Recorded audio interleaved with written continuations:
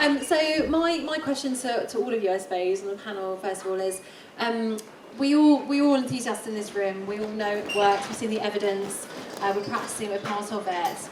But we want to scale it up. That's what this whole day has been about. It's about scaling up what we know is working and embedding that properly into the health and social care system. So I'd like to get maybe one or two things that you all think we could do either individually or collectively that will really make a difference. So when we come back in 5 years' time, actually something will have progressed and changed. So Frances, I'll start with you.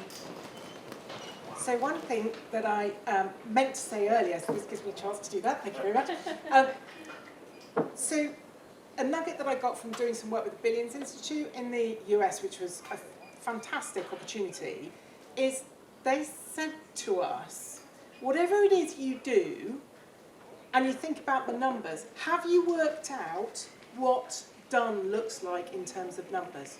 Do you know how many people could benefit from your thing in your given area, and what proportion of those people have currently been reached? Actually setting that out in terms of numbers is really helpful when you go to commissioners, particularly when you can then link it with people who have health inequalities. Because too often, it'll often be, we've got this amount of money and you've done this number of contacts and you've delivered that contract, thank you very much. Whereas if you can go back and say, and you know what, X number of people haven't had any opportunity to get this, you tug on the shared values of fairness that people in the public sector often have absolutely at their core. So by working out those numbers and saying, oh, it's not fair that we've been able to help all these, but these haven't, work out what it looks like when it's done in numbers and use that. Okay, thank you. So I suppose I'll give a government perspective as a Natural England is a government-linked organisation, so I'm going to cover two aspects. So one is that we will continue to work across government collaboratively to ensure that social prescribing and green social prescribing as part of that is embedded into wider policy, to give those levers, to get those commitments, because further down the line when fiscal conditions aren't quite so difficult, there'll be funding to accompany those as well. And the other one is, I was reflecting on this earlier when I was giving my presentation, and that is that you can think the job's done. You produce a fantastic evaluation report, or you produce all these tools, but actually it's not, is it? So advocacy is huge. There's so much we still need to do to advocate the evidence we have and the multiple benefits of green social prescribing in a targeted way to the different audiences you want to reach. So I'd say that job isn't done. We've got some fantastic products, but let's keep pushing that. Look at the opportunities to get them out there and people to know they're there and how they can use them. So that would be my two. Thank you. Okay, brilliant. I think I'll come from an academic stroke nurse perspective. And Frances, I don't know if you saw me nodding my head off over there, but when you talked about cooperatives, and as a lass from Rochdale, I don't mind you doing that at all. I just thought, it's spot on. It's creating the big fish and the little fish. It's coordinating that response. It's working with local systems and governments. And people who know the know. I didn't know about the June thing. I now know that. I'm thinking about, okay, who can I tap on the shoulder in June? So it's that insight, it's that intelligence, it's that knowledge exchange. And yeah, we're talking to the converted here today. But we're going away armed with a little bit more information, a little bit more knowledge about what we can do. And I think if there's anything I can do as an academic to create the evidence base, I'll work with amazing people like Chris as well, and Caroline and Frances. We can do that to try and grow that evidence base, because we do need that mix. We need that quantitative RCT stuff and we need the qualitative stuff as well, but we need to do that in partnership. So as academic institutions, we're huge. Natural England's huge. Personalised care is huge. So why don't we kind of join the dots a bit more to make a difference? Thanks. On a really practical level, I now understand why when after I had a really productive meeting with our Chief Finance Officer of ICB on Christmas Eve last year, he didn't send me the promised follow-up email. So maybe I'll follow up when I get back to work on Monday. And I should have known that. I think for me, it's something really, really similar, which is around we need to remember this actually, the backbone of this we're kind of like conditioned to think that the backbone of this is evidence and that the investment and resources follow the evidence. I think increasingly we need to recognise that the backbone is actually the relational work that happens at every level, and the resources and the investment follow the relationships as much as they follow the evidence. So that's a really positive thing in one sense, because there's a whole load of really good relational work going on. But there's also, I guess, there's a flip side to that, which is relationships have a tendency to reproduce existing kind of power asymmetries and inequalities. So need to find a way of making sure that the relational work is kind of like is inclusive and engaging as possible, and doesn't leave behind people that are already being left behind, and as inclusive as possible.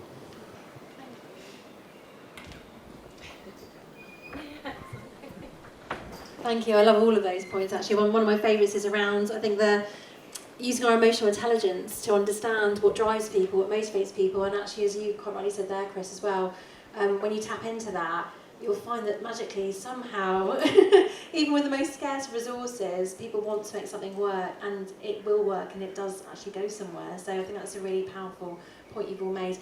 I'd like to open up to the audience now. Any questions? You've got questions just there. Hello, Hannah from Chester Zoo. It's a question for Caroline.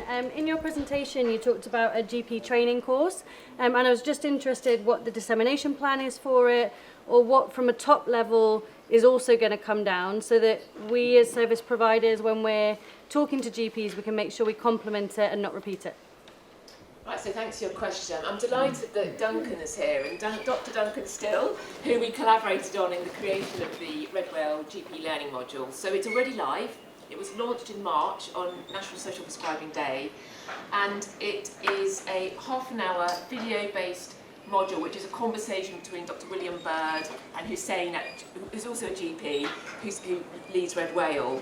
And it talks about how to bring green social prescribing into GP practice to support patient outcomes.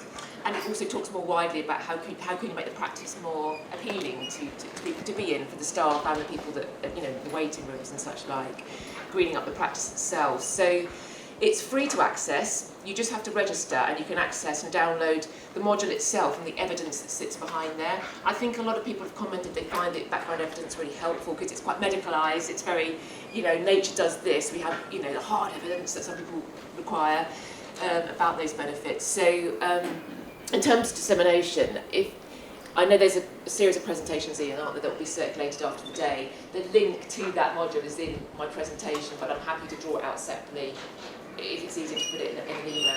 But are GPs all being asked to watch it already, or should that ask come from us?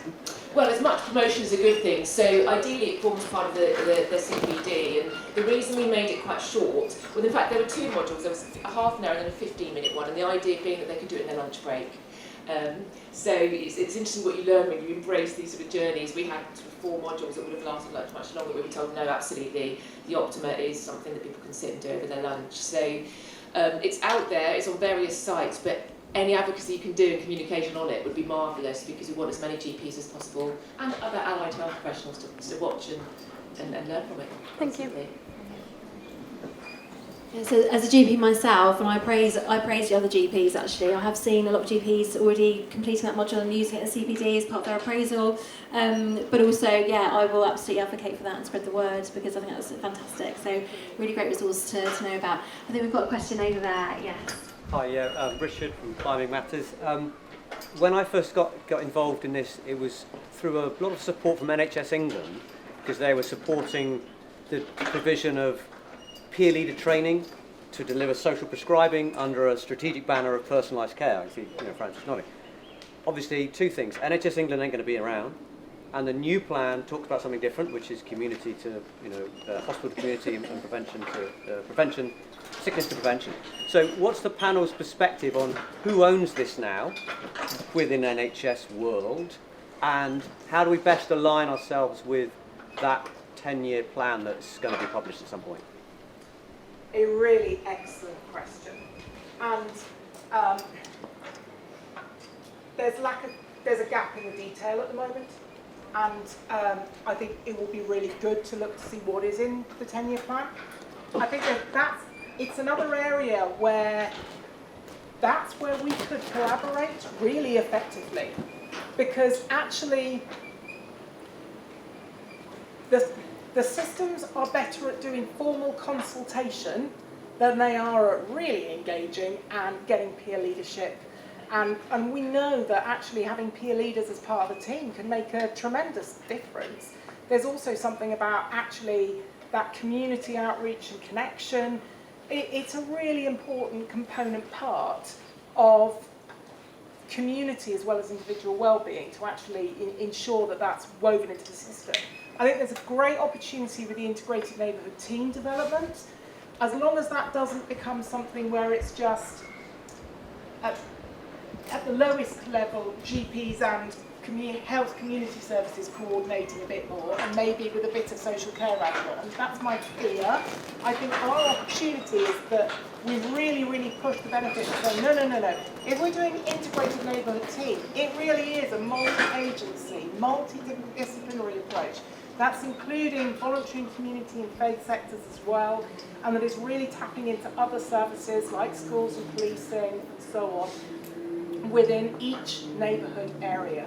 And if we do that and advocate for peer support as a critical part of that, alongside some of the core skills around health coaching and those other things that connect people into having those kind of conversations which lead to them accessing green social prescribing, that could make a real difference. The detail is not there yet, so let's use all our voices. Maybe we could practice that bit of collective organisation by really pushing, particularly around peer leadership, peer support, and suitable resources and training for that to underpin it. I think you covered it really Yeah. well. We just added a multiple agency approach, and Brilliant. it's multiple agencies. Thank you. Great question. Thank you. We've got 2 questions over here. Would you like to go first in the front row? I'm Patrick, I'm a medical student, but currently I'm doing a PhD researching gardening and physical health. It's fantastic that we are encouraging the scaling up and branching out to lots of GPs about nature-based therapy, but it's been my experience talking to some people, some of the horticultural practitioners, that they aren't so comfortable with this sort of over-medicalisation of horticultural therapy or forest bathing, whatever you want to call it. Coming from a medical point of view, I'm sort of all for it, but how can we balance what we're sort of advertising to the GPs, which realistically will have to be from a medical point of view, with actually the people who are going to be delivering it? This is such a good question, isn't it? Because I think a lot of us think to get the funding and the resource, we need to medicalise, we need to get the evidence, we need to make it very black and white. But like you say, the people on the other side of that could potentially turn them off or cause issues for people engaging with it as well, if we make it very rigid. So yeah, great question. Anyone want to come on back on that? Yeah. Brilliant question, and I think I might have a very naive answer, but I'm always a bit naive, I think. So for me, it's about using the evidence, the right evidence for the right group and the right people. So if you've got a bunch of medics, you know that they're going to want a particular type of evidence. If you've got a bunch of advanced practitioners, they're going to want a particular type of evidence. We've got the whole range, we've got the whole gambit just sitting there in databases. What we need to do is harvest it and use it better. I think it goes back to the core of what social prescribing is, and it's about sitting down with a patient or an individual and working out what matters to them.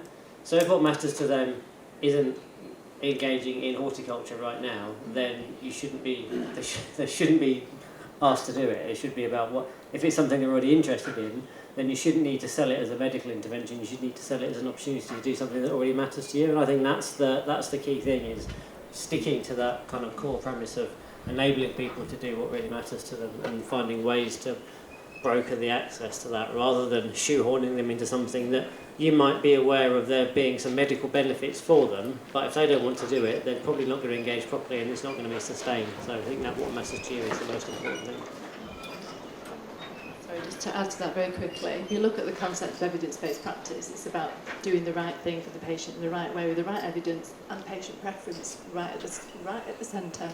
So we're actually underpinning the medical model with a medical answer, which is actually should be putting the person at the centre of what we do anyway, just to kind of add to that. I've just got a couple of points to add as well. So to acknowledge there are different referral routes. There is a medicalised referral route, there's community referral, and there's self-referral. And I think that from a provider perspective, it's about where do you want your services to sit.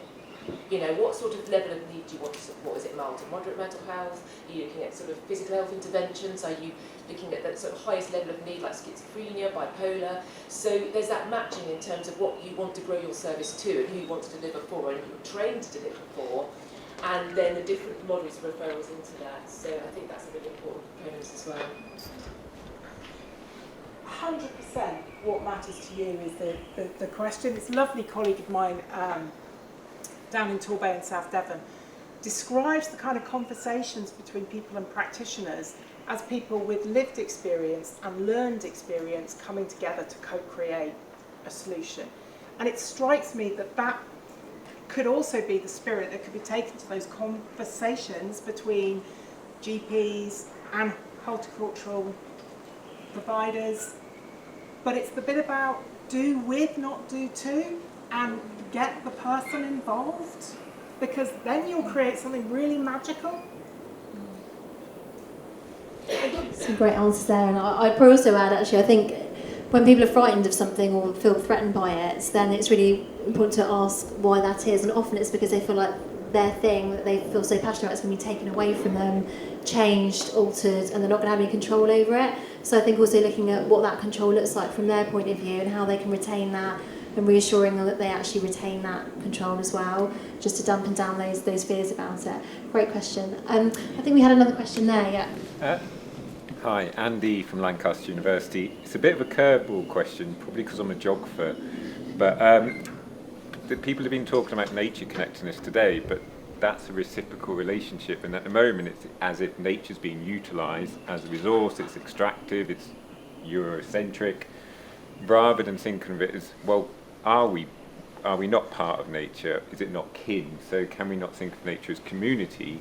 And when we're thinking of being and belonging as part of creation health, part of flourishing, how does like Green Social Prescribing sit with a more complex understanding of nature, more complex understanding of community to help people sort of flourish? Because my research sort of suggests that actually that nature connectedness is really important in terms of how we become a person. And so I was sort of wondering, is there thoughts around Green Social Prescribing and like the climate crisis and like work, and I know TCV, Wildlife Trust are here today, working in partnership more with conservation, more environmental, to sort of answer two crises together? It's a great question. I was doing some filming earlier and I touched on that very point around how relationships are, or should be anyway, two-way and reciprocal. So we're talking about what nature can give us, but what do we give nature? And actually, when we look after nature, we sustain it, and we have that two-way relationship, we then benefit because we have that sense of nurturing and purpose, and the fact that what we do has an impact, a positive impact. So yeah, that's a really, really great question, and I think we often focus on it as just what we can get, but what about the other way around? There is two books that I think are absolutely fab, is Cascades and Humankind, and I can make sure that the references are perfect. And I think they really opened my mind as to how we work as humans, but also how, with the Cascades, how we can create social movements of change and what is really successful at doing that. And there is something about the more that we get people out into nature, the more they will notice it, therefore the more they will notice where there are problems, they will also notice where there is revival happening. So there's just something about the sheer act of engaging people will lead to more positive energy towards addressing natural renewal and a sense of this planet is our community. Oh, I've got lots I could say on this one. But first of all, when we talk about the benefits people derive from nature in terms of health and well-being, that lens is often through the nature connection. It's the connecting to nature through which they derive those benefits. That's my first point. But it's a really important point, and actually quite often now, there's that virtuous circle, isn't there, where people come, they take part in the Green Social Prescription, they become to appreciate that area, they introduce family members to that area, they visit that area, or they start to take an ownership and feel protected and want to look after that area. So in time, it does take time. You know, this is over the medium to long term now. There is that virtuous circle. But there's absolutely the links through to the climate and net zero and sustainability. So a lot of public sector organisations have to have sustainability plans now, including the NHS. So a lot of the work's happening in alignment. So looking at making greening up sites in the public sector and the NHS for sustainability, net zero, but then also those sites being utilised for Green Social Prescription and supporting staff wellbeing as well, which is so important for burnout. So yes, it's very much inherent in the work that's happening. So I work with a geographer on a number of different projects, and it's a brilliant question. The thing that struck me, we did an evaluation of the RHS Wellbeing Garden a number of years ago, and we wrote this paper around transformation. It wasn't just transformation of the space, it was transformation of the individual. And the comments, I mean obviously you can't report everything in a paper, but the comments that really struck me was that the first time they'd heard birds, the first time they realised the danger that climate change was bringing to said birds. And these are people who were from where they had maybe a backyard with a shoebox of growing a few. And the transformation in their perception of nature really struck me. And it wasn't just one person, a lot of those people talked about that and said, for the first time I feel part of something, and not just part of the garden but part of nature. So it is what you say about connectedness.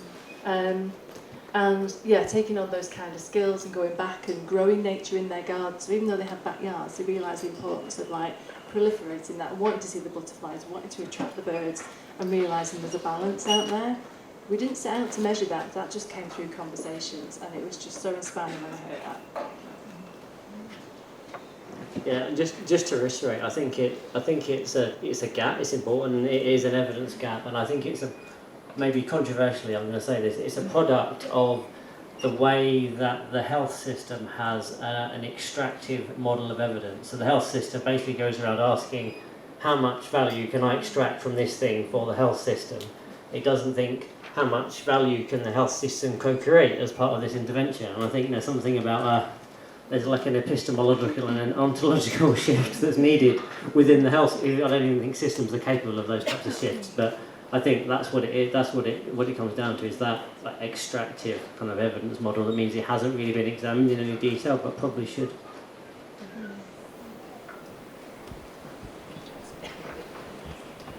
Yeah, I love that last point particularly, Chris, actually, because I think it just shows, doesn't it, we've still got this attitude of health is over here, and that's over there, and that's over there, and we need that kind of wider joined up approach across everything that happens to us in our lives and in society. So thank you, that's a great question. We've got another question just there.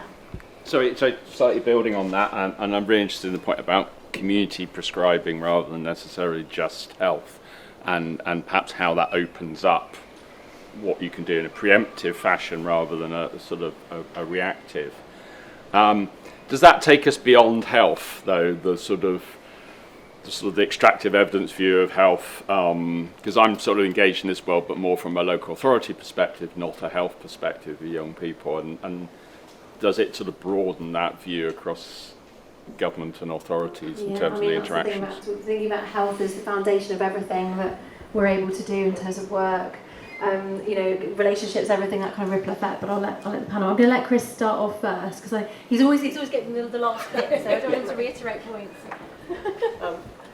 I think it requires a shift to thinking about planetary health. So the concept of planetary health is actually what's most important for governments to think about, and that encompasses a much broader kind of conception of health to being health of the human species and by health of the natural environment and health of other species as well.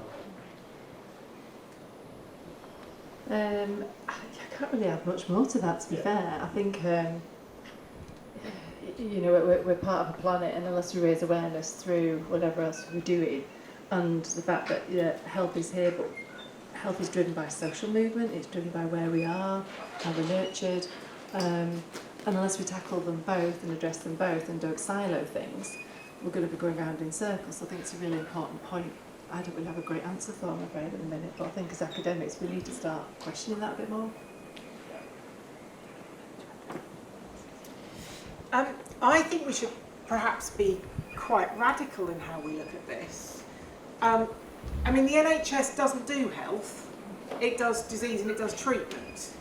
And actually, a lot of the conversations, I'm conscious with the spending review list yesterday and doing a lot of travelling, I've had a lot of Radio 4 conversations about this, that our view is about we have to grow the economy until we can afford these services like health.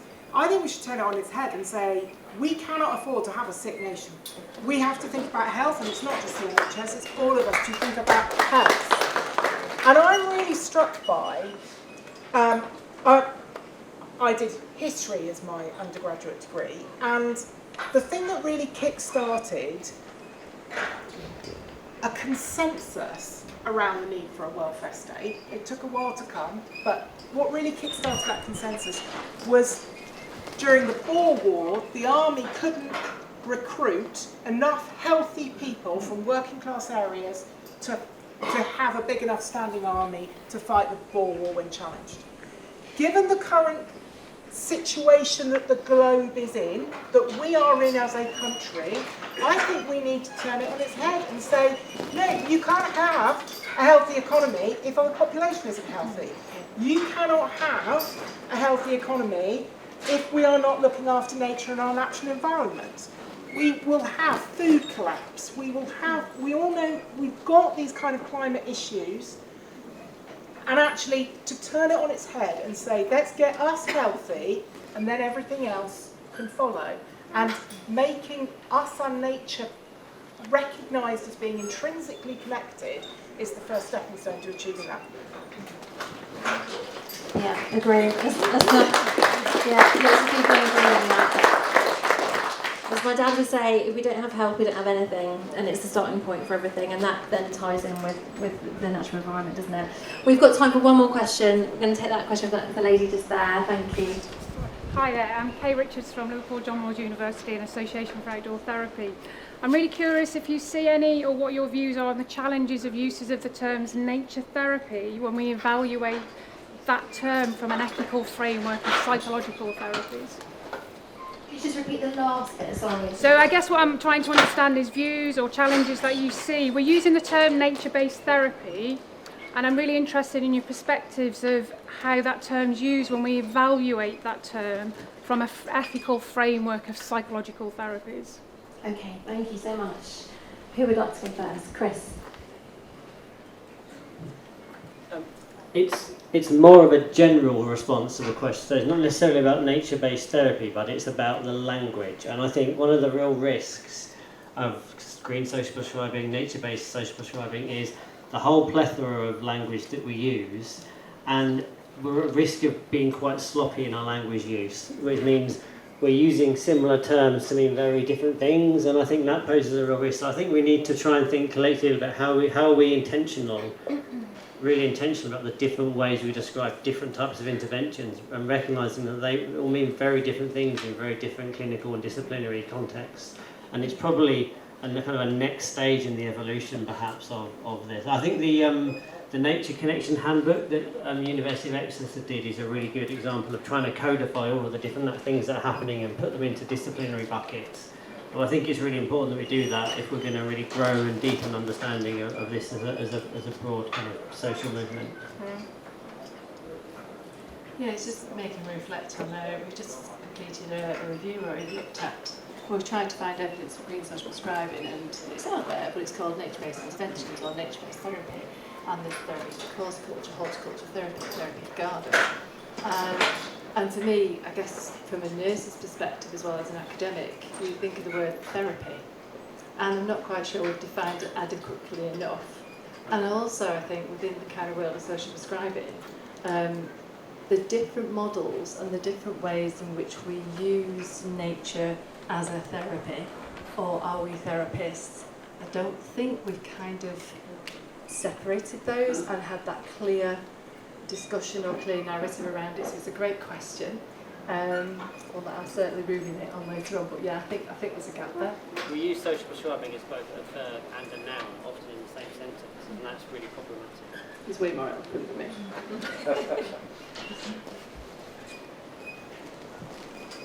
if we're trying to find a shared language, and I think it's really important that we do for all the reasons that you very eloquently set out, Chris, I wonder if actually the simpler we can make that, the better, and the more that we can have that conversation amongst everyone in the community so that everyone has a shared understanding, then some of the more specialist and technical pieces become not less relevant but less contentious because they're clearer. So let's just have a language that everyone can understand and get what you mean. Thank you. So I'm afraid that's it in terms of time for questions, but thank you so much. Really insightful questions, really unusual questions, really challenging questions. I think the panellists will agree as well, but really, really helpful. Thank you so much. I'd like you to all give rounds of applause to our brilliant panellists, Prof Michelle, Caroline and Tippett. Thank you so much. Thank you. So that's it from me. I'm going to hand over to Ian, but just to say from my point of view, thank you all for being such an engaged audience, for getting involved, participating. It's been a real pleasure to host today, so thank you all so much, but I'll hand you over to Ian now. Thank you.